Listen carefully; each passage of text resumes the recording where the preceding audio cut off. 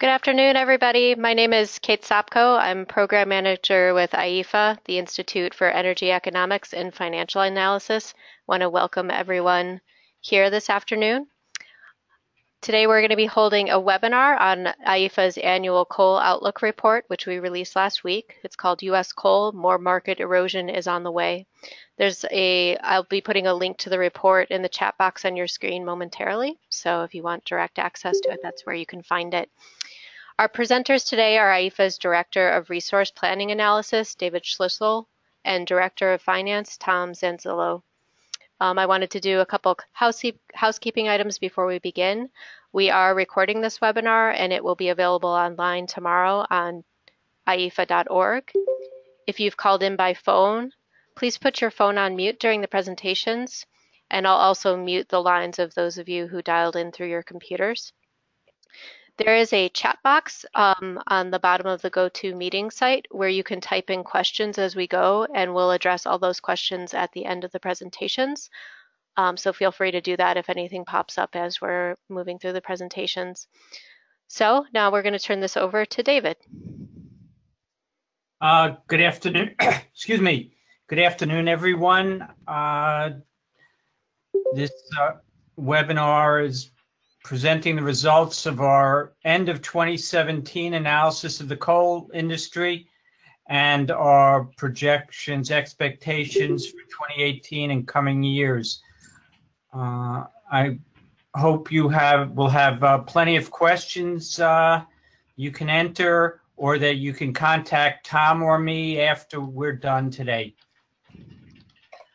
I basically have four key takeaways as I look at the coal industry. And I should mention, when I talk about the coal industry, we're not only talking about the mining piece of it, companies like Peabody, but we're also talking about coal-fired generators, those that are owned either by investor-owned utilities, merchant companies, or public entities, municipal utilities, or power agencies. My four key takeaways from 2017. First, 2017 just wasn't a good year for coal plants. There's no evidence of any sustained reversal of coal's declining fortunes. Coal-fired generation declined, as I'll show. Lots of plant retirements and announcements of new retirements. In addition, gas prices rose about 20% over 2016, but many coal plants couldn't take advantage. Second key takeaway is that there's no rescue on the horizon. There's no cavalry coming to save coal. The cavalry that is coming to install more wind and solar in those regions of the U.S. where they directly compete with coal. Third takeaway is that the same market forces that have led to past and planned coal plant retirements will continue to undermine the financial viability of coal-fired generators in the coming years. And then the last one, which should be 4, not 5, I apologize, is that 2017 provided more evidence that a far-reaching energy transition is underway in the United States and the rest of the world, and it can't be stopped. Slide 4 shows the generation from coal-fired power plants in the U.S. for the first 11 months of each year. That's because we only had data for 2017 through the end of November. You can see that it's declined, except for a couple of years, pretty steadily from 2010, roughly, what is that, 30% or 35%. It's declined slightly under 2% from the first 11 months of 2016 into the first 11 months of 2017. What this has meant is that coal's share of the U.S. electric generating mix has been declining over time from 44% in 2009 to just nose over 30% for the first 11 months of 2017. You can see that natural gas's share has been increasing, but it has been up and down. The share of wind plus solar, and that's utility scale solar, has been increasing steadily. And as you'll see, we expect it to keep increasing as time goes on. There's been no recovery in coal-fired generators' capacity factors. Capacity factor for a plant measures how much power it actually produces over a year compared to what it would have produced had it operated at 100% power for all of the hours of the year. You could also look at capacity factors for any other time period as well. And you can see that from a high of 73% in 2008, it's declined, 2/7, almost 30%, the average coal plant capacity factor. What this means is that with retirements, the remaining plants are not picking up the slack. Maybe some are around the country, but in general, they're not. This is a map of the United States, no surprise.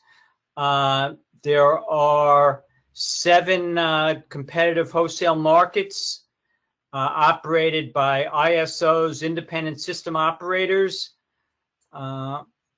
Coal is up. There's not much coal in New England, not much in New York. Inside California, I'm not even sure. I think there's a little bit of coal-fired generation. But the rest of the country, especially PJM, MISO, Southwest Power Pool, and it's called ERCOT, Electric Reliability Council of Texas. Those are the main areas where we have remaining coal-fired capacity.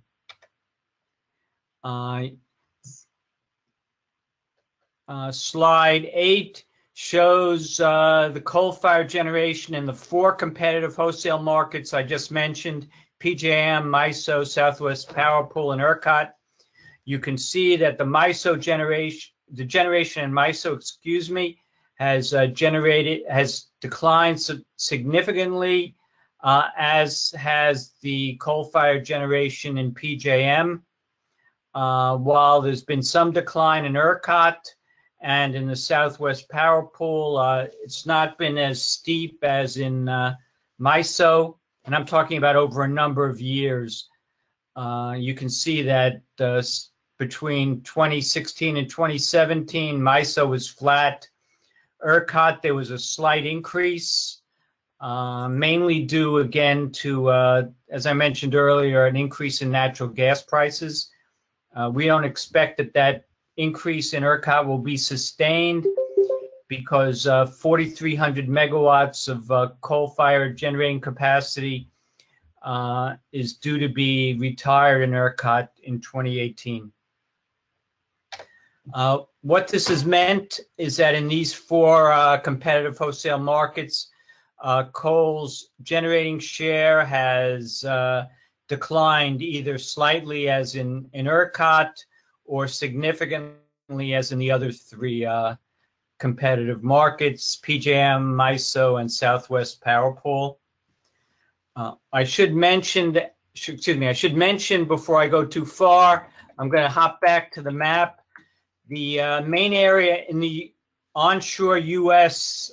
With the highest potential for wind is from ERCOT in Texas up north to the Canadian border. The northern and western parts of MISO, Southwest, and the Southwest Power Pool. That's the strongest wind potential in the U.S. Sorry, now we'll jump forward. Coal-fired generation has also declined somewhat in the mountain states in the west, but more significantly in the southeast, which is kind of surprising initially, but when you think about it, there's been a lot of natural gas-fired generation built in that region, and some renewables as well. More retirements of coal-fired generators were announced in 2017. Nearly 7,300 megawatts of coal-fired capacity was retired during the year, and another 16,600 megawatts, 16.6 gigawatts of new retirements were announced in the year. Approximately 10,000 of those were for 2018.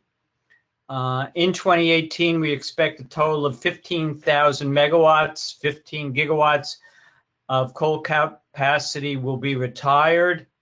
That's as of now. We also expect that further retirements will be announced during the year. There are a couple of significant developments in terms of the new retirements. Well, here you can see on slide 12 that after slackening a bit in 2016 and 2017, the expected coal retirements are going to jump up again to where they were in 2015, which was a significant year because at that point there were deadlines for federal environmental regulations. But to our knowledge, the retirements that we expect this year are if not strictly, almost strictly economics based. Due to the market forces I'll discuss in a moment. As I mentioned before, there are two major developments in the coal plant retirements that are identified in 2017. The first is that they were dominated by large plants. As you can see on slide 13, these are all big plants that whose announcements were retired. Another significant development, and it's only one plant now, but we expect more to follow. Sandow 5 in Texas went into service in 2010, so it's being retired after only 7 to 8 years of operation. There was an article, I forget where I read it, talked about coal plant retirements in the U.S. and in Europe, and the title was something like "Now They're Coming for the Teenagers," but Sandow 5 didn't even make it to kindergarten or to first grade. It's pretty young.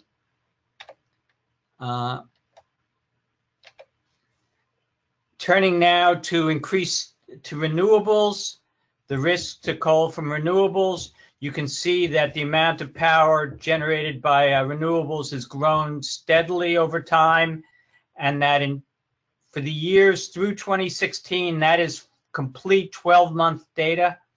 For 2017, we only have the data through November, but you can see it's already outstripped the generation from wind and solar in 2016. And we expect that over time, that will continue to grow at a fairly rapid rate. This is a daily wind and generation profile. It looks complicated, but it actually, what it shows, the yellow dashed line shows that solar produces power during the peak hours, the hours of the day when energy market prices are the highest. This chart is for ERCOT in Texas.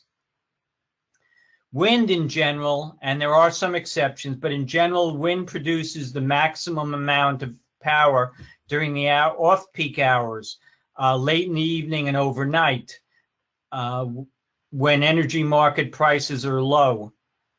I put this in here just to show that while wind is certainly disadvantaging coal, the prospect of solar, both utility scale and rooftop, because rooftop solar affects the loads, but both utility scale and rooftop solar pose existential threats to coal plants because it removes or limits their ability to earn revenues during the higher priced peak hours of the day. This is just summarizes this slide 16 summarizes 3 ways in which wind and solar photovoltaics undermine coal. First is wind and utility scale solar have no fuel costs and are therefore dispatched first. This displaces generation from more expensive fossil plants. As a result, coal plants generate less power. At the same time, wind and utility scale solar facilities help keep energy market prices low, and in an increasing number of hours, prices are zero or negative. This means that coal plants not only earn less for each megawatt hour they sell, but in hours when energy market prices are negative, coal plant owners have to pay in order to generate power and to sell it into the grid. And third, distributed rooftop solar reduces the loads on the system. This also leads to less generation at coal plants.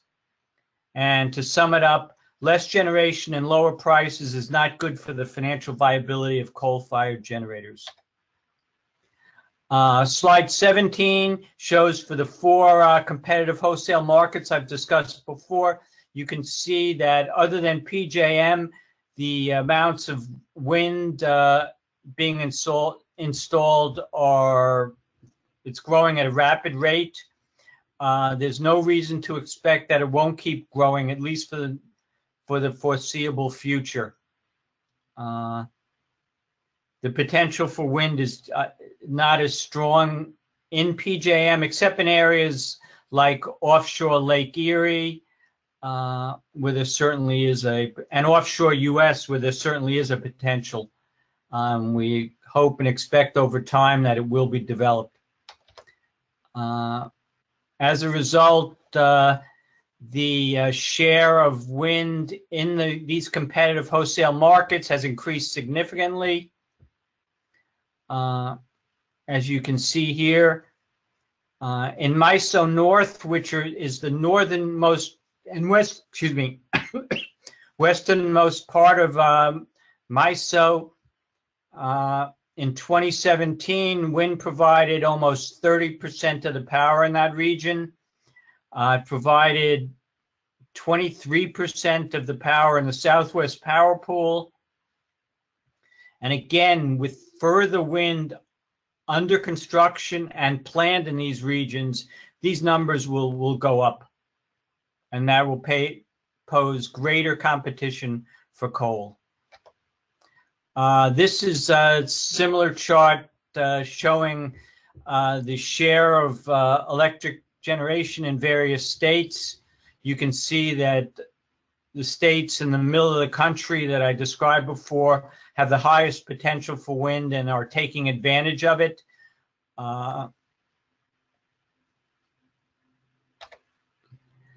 54,000 megawatts, 54 gigawatts of new competition for coal is expected to come online in 2018. 24 gigawatts is from gas, 21 from wind, 8 from solar, and then another 1 gigawatt from other. At the same time, as I mentioned before, we expect 15 gigawatts of coal will be retired in this year. So the generation mix is going to change, and not to the advantage of coal. We expect that natural gas prices will remain low in coming years, although they may be slightly higher than in 2017 in some areas of the country. The red line is Henry Hub. That used to be the main gas pricing location for the United States. It was a proxy price when people talked about U.S. natural gas prices. Now, in large part because of the shale gas revolution, other areas of the country, such as the Dominion South, which is in Appalachia, you can see that the prices, the green price line, the dash green line for actual, and the solid green line for forward prices in that region are much lower than at Henry Hub. Some analysts predict a tsunami of natural gas in 2018, and that $2.50 per million BTUs could become the new normal. Excuse me. The new renewables and the low gas prices are going to, we believe, lead to essentially flat energy market prices in the competitive wholesale markets. These are peak prices. If you've got a coal plant, your operating cost is, say, $30 a megawatt hour. In a lot of these areas, in 3 of the 5, you're not going to make any money. You're going to lose money in a couple of them.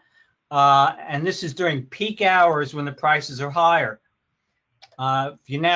This one, slide 23, is off peak. You can see, again, let's use the hypothetical plant operating at an average price of $30 an hour to produce power. It's going to lose money during the off-peak hours, which account for slightly more than half of all the hours. So this is not good for the financial viability of coal plants. At the same time, 2 of the independent system operators conduct yearly capacity auctions. So far, we've been talking about energy, megawatt hours. In PJM and MISO, they also have auctions for capacity in terms of megawatts per day, megawatt day. You can see that the last 2 PJM auctions, the price has declined from $164.77 per megawatt day to $76.53. PJM does an auction for 3 years down the line. So the auction in 2015 was for the 2018 to 2019 delivery year. The most recent was for 2020 to 21 delivery year. For MISO, in the last 2 auctions, the capacity prices have declined by 98%. So a power plant in PJM that will be earning, let's say, a typical 6,000 megawatt plant, that will be earning about $30 million a year from capacity revenues in 2018 and 2019 delivery year, will be earning roughly half of that the next year. In MISO, a typical plant that would be earning $30 million in the next year would be earning $350,000. It's a big hit to the financials of coal plant operators. Energy sales have been slow to flat. This is for 5 regions of the U.S. I've used Southern Company because there's, instead of the Southeast, as a proxy for the Southeast. You can just see it's flat. There's a slight growth in ERCOT, and a slight growth in the Southwest Power Pool. Other than that, it's pretty much flat and expected to remain flat. Last point I want to make is that another risk is that the U.S. coal fleet is aging. Only 8% of remaining U.S. coal capacity is less than 20 years old, while 14% is 50 or older. More than half is 40 or older. The evidence shows that coal plants become less efficient and plant availability decreases as they age. As a result, generation declines and the production costs rise. This makes them even less competitive than they had previously been. The median year for coal plant retirements is somewhere around 50. But as I mentioned before, with regards to Sandow 5, that may be a canary in the coal mine for the risks for younger coal plants. And lastly, I'll just finish. If I don't get a chance to answer your questions today, here are my email addresses. Feel free to contact me with any questions. And that's it. Thank you so much, David. So we are going to switch over presenters to Tom Sanzillo right now, and I would love to give you all a moment if you have any questions in your mind at this moment to put them in the chat box while we do this.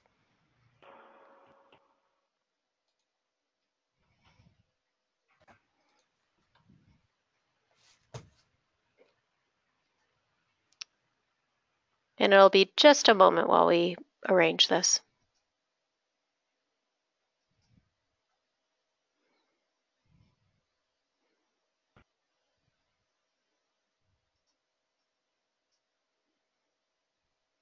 So Tom, you should be seeing a screen share option. Yeah,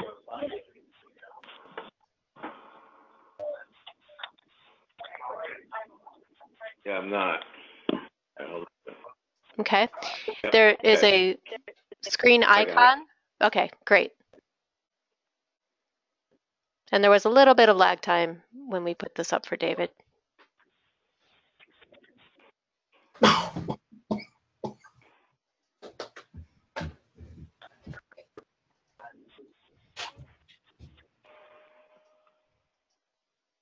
Okay, you seeing anything?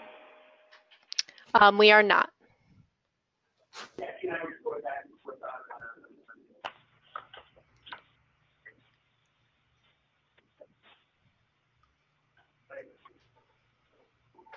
made him the presenter.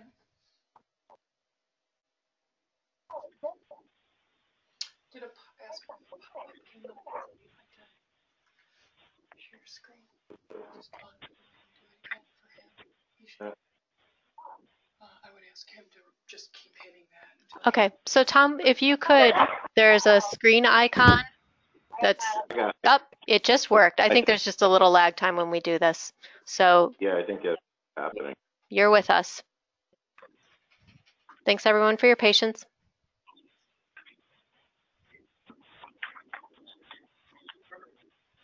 Okay, how you doing now? Great.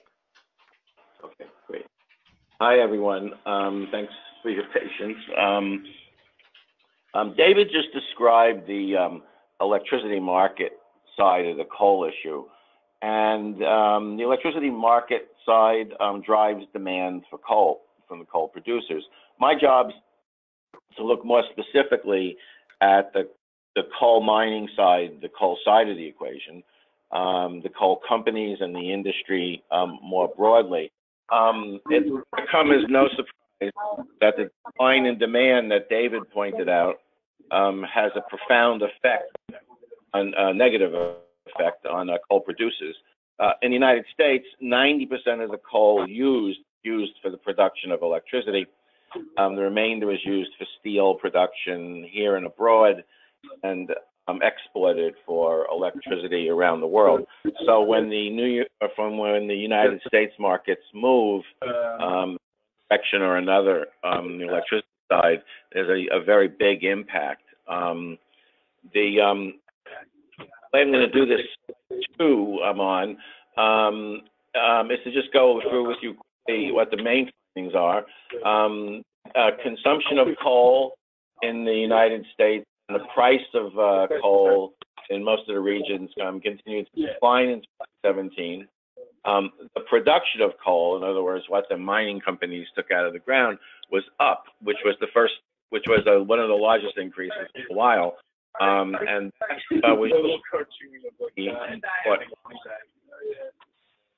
metallurgical coal sales, but it wasn't driven by electricity use in the United States.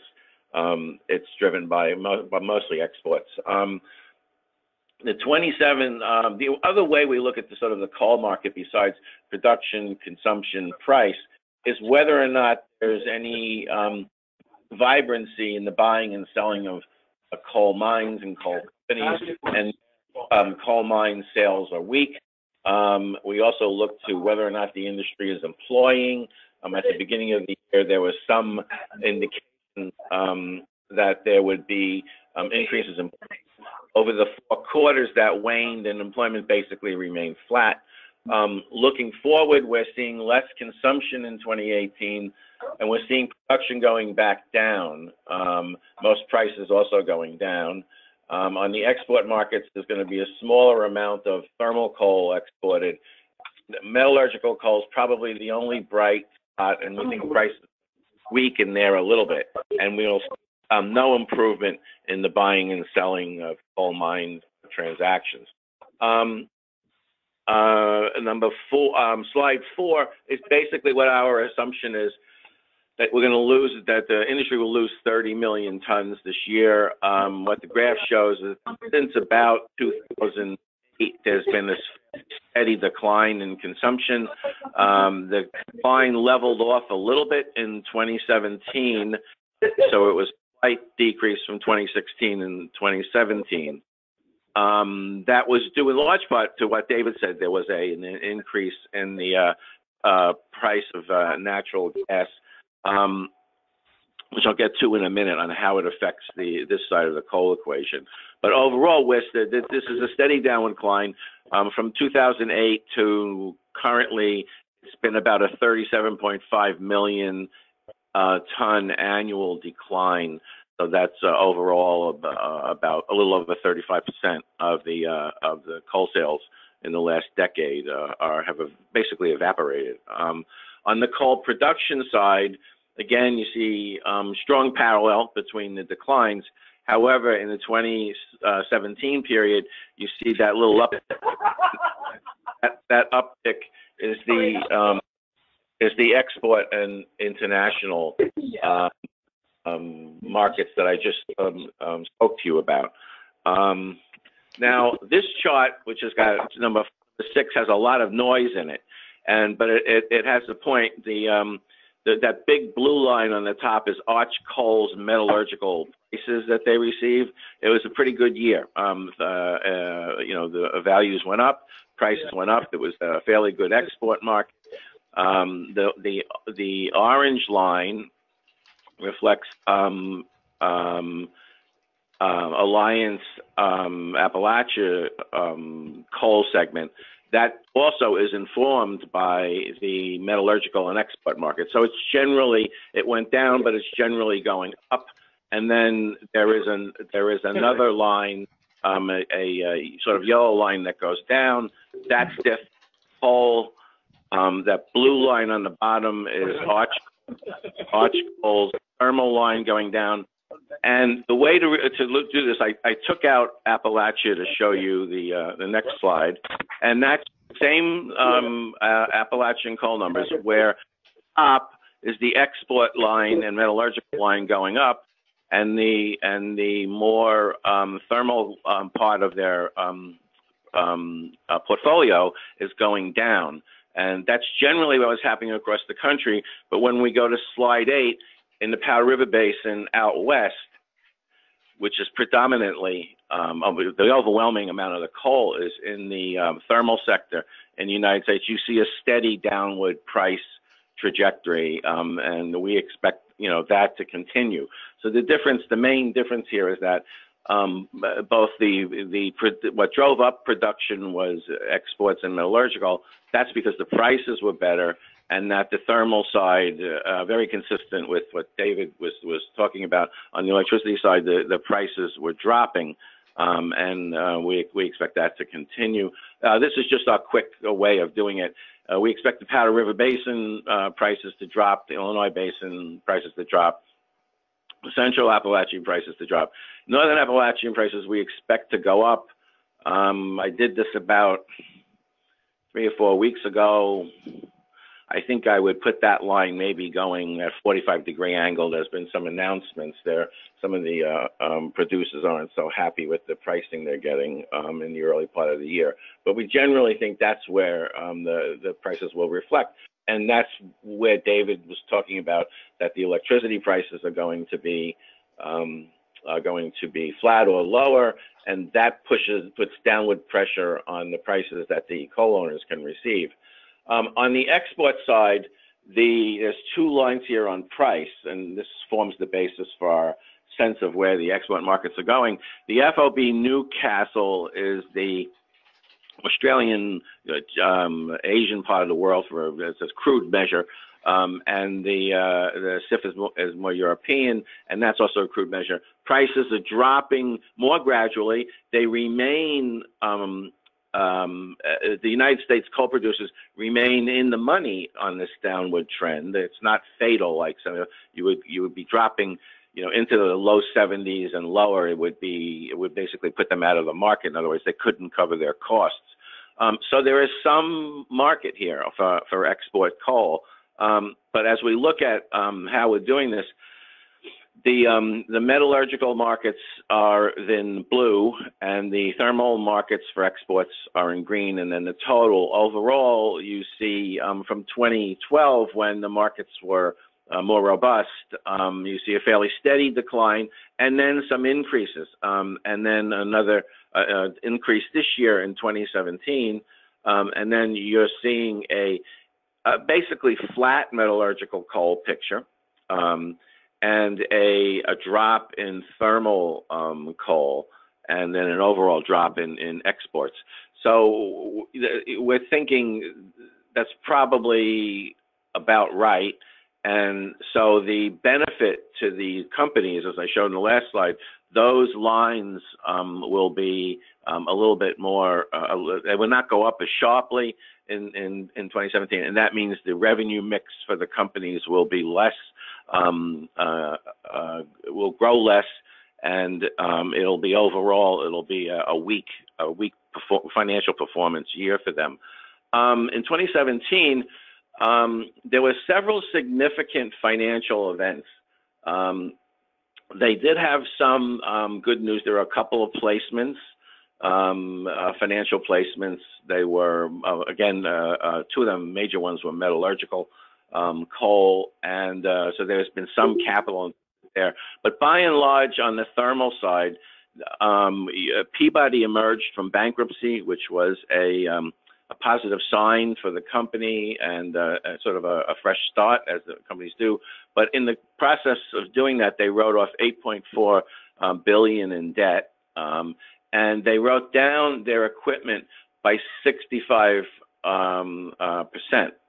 and or $6.5 billion. So the company, Peabody, has holdings in both Australia and the United States. That's a substantial write-down of assets, and of course a substantial loss for investors. Contora, which is a new coal company spun out of Alpha's bankruptcy, has disposed of two mines in the Powder River Basin, transferring to Black Jewel, a new owner there. The financial significance is that the Powder River Basin is the go-to region in the industry, and this was sort of a negative value transaction, and no cash. Then there were a couple of ones that just fell apart. There was a $510 million deal that Murray Energy and Bowie announced, and it collapsed. And they just couldn't find banking to do it. They couldn't find a banker. A deal that started in 2016 between Bowie and Peabody and some Western mines, Peabody trying to sell some of their mines, also failed for lack of interest on the banking side. And then there was an announcement of the closing of the Navajo generating station and the Kayenta mine. We expect that announcement will result in the plant shutting, despite some efforts that are being made to revive it financially. So the overall thesis here is very difficult for coal companies, particularly those coming out of bankruptcy, to find the money for new deals. Investors just aren't there. Let's see. Then on the final slide here, employment in the industry 2016-2017 was basically flat. As I said, it started out in the year a little bit higher, and then it went down over the year as the company sort of settled out. There were some announcements in the beginning of the year that there was more hiring. I think a more detailed look at this will show that overall flat to declining was what happened. and so there's very little evidence there of recovery. Just one final note. When I started in this work about 10 years ago, the fortunes of when I started working with David, the fortunes of the coal industry were tightly aligned with GDP growth. And when David was talking about flat demand, we would have seen growing demand as well. But there's been an impact on efficiency. In many places, there's less energy intense investment. And what happens is the relationship between GDP growth, electricity demand, and the fortunes of coal, which were linked, are now decoupled. The economy is growing, but coal is not. The economy is growing, but electricity demand remains flat. That's a generic function of what we're seeing. But the investment thesis that the coal industry now has is that as natural gas prices rise, more coal is used for electricity.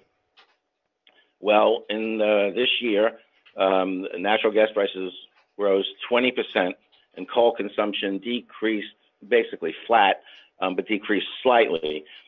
In 2017, the investment thesis of the coal industry was disproven. So we're watching a new thesis that David alluded to, and that increasing amounts of wind and solar are having an impact that may decouple coal from natural gas prices. So it's getting, in effect, it's being pushed further out of the market. We think these are the essential market-driven structural decline factors that are affecting the coal industry.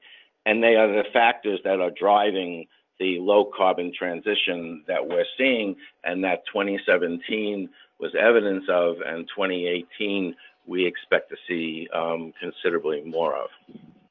Thanks. Great. Thank you so much, Tom and David. I'm unmuting everyone so that if there are questions that have come to mind as you've looked at these presentations, you should feel free to ask. I don't see any currently in the chat box, so if you put one in, it looks like it didn't make it through, so feel free to pipe in now.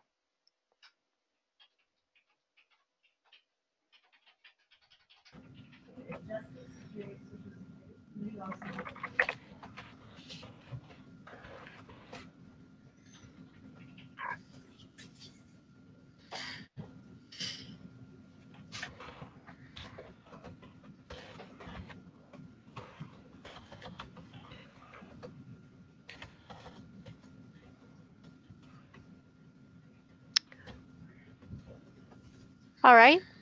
Sounds like there might not be any questions. We'll give it one more moment.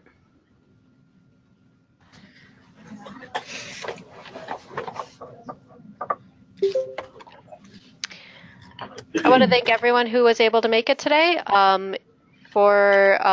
In case anyone wants to take a look at the report more closely, the hyperlink to it is in the chat box. And you'll also be able to find a recording of this webinar on the IEEFA website at www.IEEFA.org, posted tomorrow. Thank you so much for joining us.